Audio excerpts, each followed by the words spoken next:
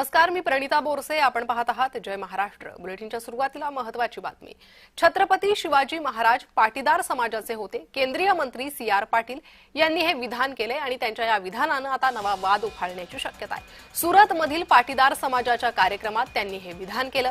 मनपा निवडणुकीच्या तोंडावर या विधानानं नवा वाद निर्माण होऊ शकतो. तर या वादावर आता प्रतिक्रिया देखील समोर आल्या. या त्यांच्या विधानावर संजय राऊत, अजित पवार यांनी उत्तर दिलंय.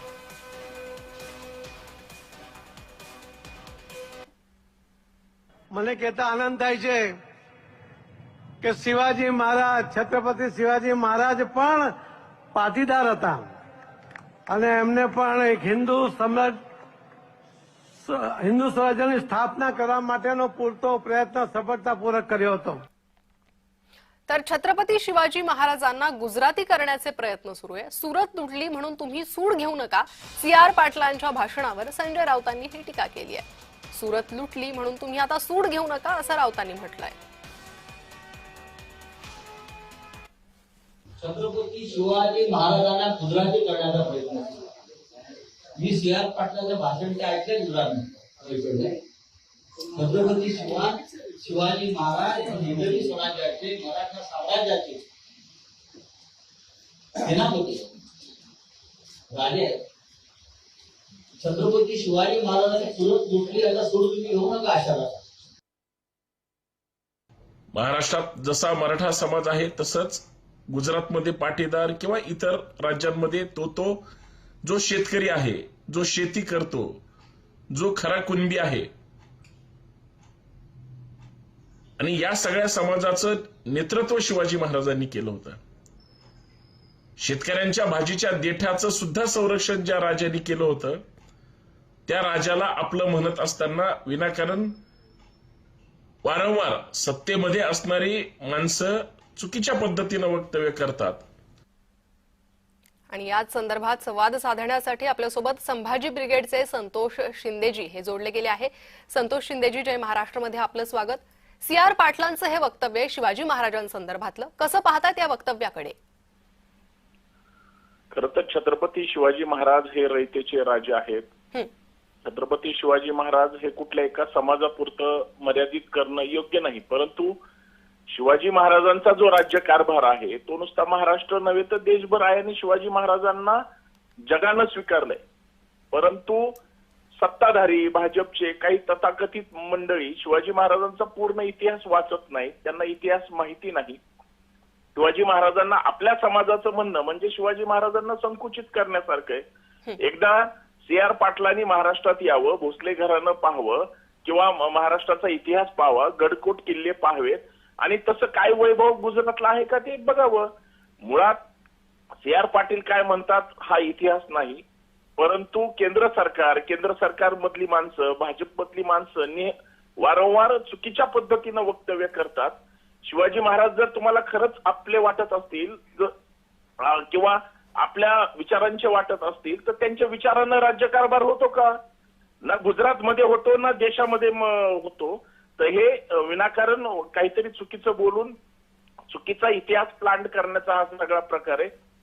ही मनोवादी प्रवृत्ती आहे आणि मला असं वाटतं की पाटलांनी अगोदर महाराष्ट्रात यावं.